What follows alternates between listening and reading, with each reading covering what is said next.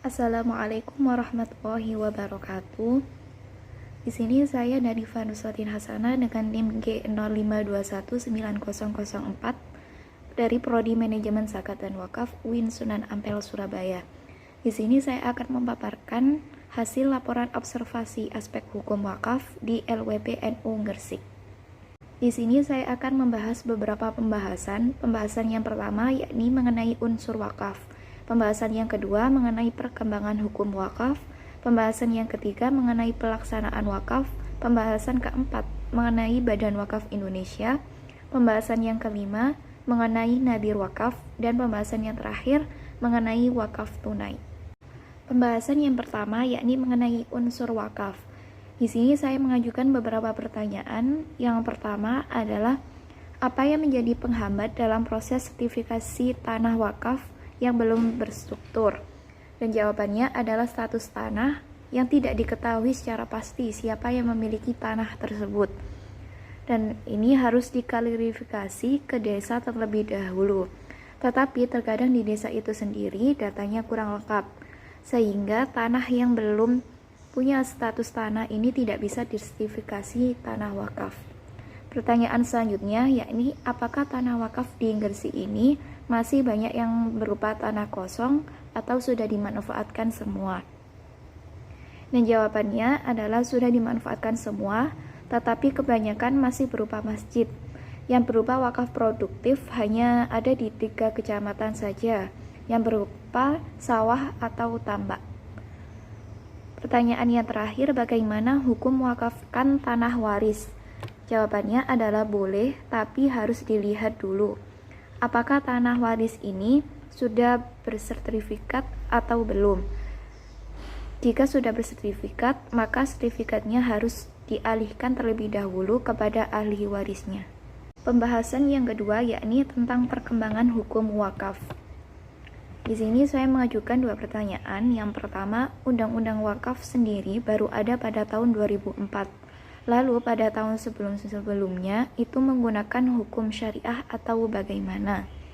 Dan jawabannya, sebelum menggunakan Undang-Undang Nomor 41 Tahun 2004 tentang wakaf, dasar hukum wakaf di Indonesia menggunakan Peraturan Pemerintah Nomor 28 Tahun 1977 tentang perwakafan tanah milik. Namun peraturan tersebut tidak selengkap dan sedetail undang-undang saat ini, karena yang dibahas hanyalah wakaf tanah, sementara wakaf dalam Islam tidak hanya tanah saja, tetapi juga ada wakaf benda bergerak. Pertanyaan selanjutnya, apakah undang-undang yang berlaku saat ini itu sudah sesuai dengan fikih Islam?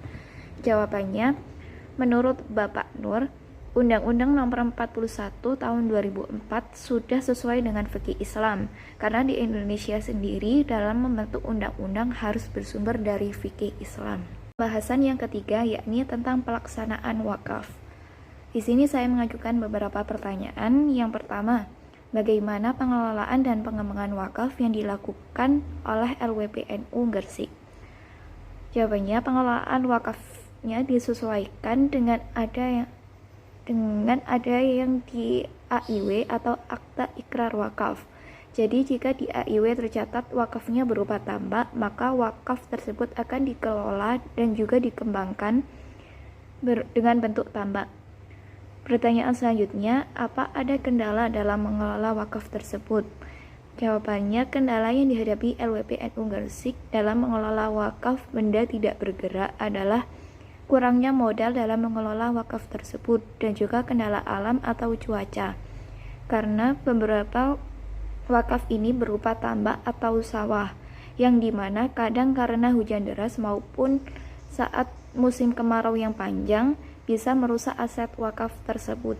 Pembahasan yang keempat yakni tentang Badan Wakaf Indonesia. Pertanyaan yang saya ajukan adalah apakah LWP NU Gresik selalu berkoordinasi dengan Badan Wakaf Indonesia dalam pengelolaan wakaf?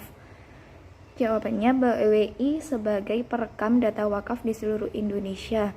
Jadi LWP NU Gresik ini harus melaporkan ke BWI tentang data-data wakaf yang dikelola oleh LWP NU Gresik.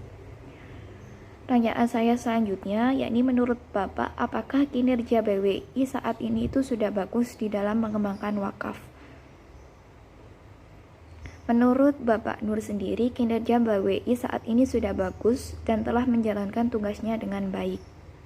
Pembahasan yang kelima, yakni tentang nadir wakaf. Pertanyaan yang saya ajukan adalah bagaimana pemilihan nadir yang dilakukan oleh LWP NU Gresik? Jawabannya, yang pertama dilaksanakan adalah melakukan sosialisasi terlebih dahulu ke tingkat kecamatan atau MWC mengenai wakaf itu sendiri, baik itu berupa pengertian wakaf, nadir wakaf, maupun aset wakaf. Setelah diadakan sosialisasi, MWC NU mengadakan rapat pembentukan nadir yang berupa ketua, sekretaris, bendahara, dan anggota. Pada pembentukan nadir ini dibuktikan dengan berita acara dan juga daftar hadir. Lalu nadir yang sudah dipilih disahkan ke BWI melalui KUA setempat. Pertanyaan saya selanjutnya, berapa persen nadir dapat mengambil hasil sebagai pengelola wakaf? Jawabannya, nadir boleh mendapat kompensasi asalkan tidak melebihi 10%. Tetapi di LWPNU banyak yang tidak mengambil hak tersebut, karena yang bisa diambil hasilnya hanya untuk wakaf produktif. Dan karena LWPNU ini nadirnya berbentuk perkumpulan Nahdlatul Ulama, sehingga yang menerima kompensasi tersebut adalah Nahdlatul Ulama, bukan perorangannya, yaitu yang dimaksud adalah ketua NU yang menjabat di saat periode itu. Pembahasan yang terakhir yakni tentang wakaf tunai. Untuk saat ini, LWPNU Gresik belum melaksanakan wakaf tunai maupun wakaf benda bergerak lainnya. LWPNU Gresik hanya sekedar menyampaikan sosialisasi wakaf tunai ke tingkat MWC atau kecamatan. Dikarenakan saat mengelola wakaf benda tidak bergerak sendiri masih banyak yang perlu diselesaikan oleh LWPNU Gresik, sehingga akan susah jika harus mengelola wakaf tunai juga.